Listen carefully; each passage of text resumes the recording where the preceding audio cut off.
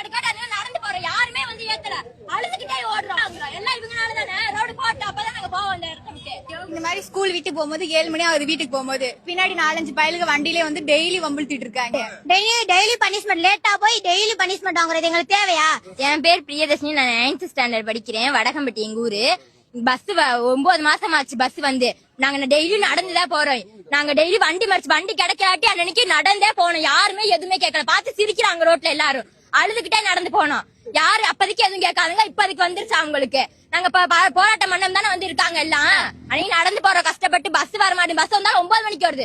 அங்க இருந்து குடுகுடுன்னு ஓடுறோம் 1 கிலோமீட்டர் ஸ்கூலுக்கு. நாங்களுக்கு 8 மணிக்கு ஒரு பஸ் விடணும். ரோடு சீக்கிரம் போட சொல்லுங்க.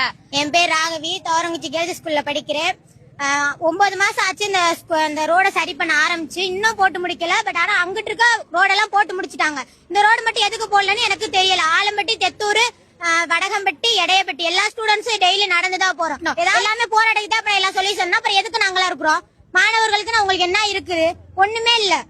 18 வயசு ஆனா ஓட்டு போடுறதுக்கு மட்டும் வந்துடுறாங்க வீடை தேடி. ஆனா ரோடு போட்டாங்கன்னா அது எத்தனை 9 மாசம் ஆனாலும் முடியாது. ஏதாவது ஒண்ணு ஆச்சுன்னா இவங்க பொறுப்பாவாங்களா? அப்படி ஒரு பொண்ணு அது மாதிரிதான் போயிட்டு பழையாளத்துல இருந்து வந்துட்டு ஆக்சிடென்ட் ஆகி அந்த பொண்ணு இறந்தே போயிருச்சு. அவங்க அப்பாவும் இறந்து போயிட்டாங்க. அவங்களுக்காண்டி என்ன செய்ய முடியும் இவங்கனால?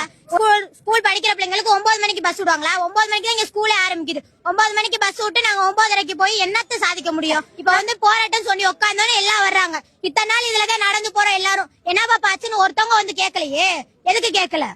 போராட்டம் நடத்தினாதே வந்து கேட்பாங்களா? எங்க இருந்தாலும் போராட்டம் தான் எல்லாமே. இதுவா டெய்லி அவமானப்பட்டு அசிங்கப்பட்டு எங்க ஸ்கூல்ல போய் நிக்க வேண்டியது இருக்கு. 900 பிள்ளைங்க முன்னாடி ஒரு 50 பேர் மட்டும் அசிங்கப்பட்டுனா எப்படி இருக்கும்? நீங்க அங்கிட்டு மாந்தோப்பு தென்னந்தோப்பு இருக்கிறனால எல்லாம் சரக்கு வாங்கிட்டு வந்து அங்கிட்ட வச்சு அடிக்கிறாங்க, வம்புழுக்கிறாங்க. அதுல நடந்து வரும்போது நாங்க மட்டும்தான் நடந்து போறோம். பின்னாடி யாரும் துணைக்கும் வரதும் இல்லைங்க பின்னாடி வந்து.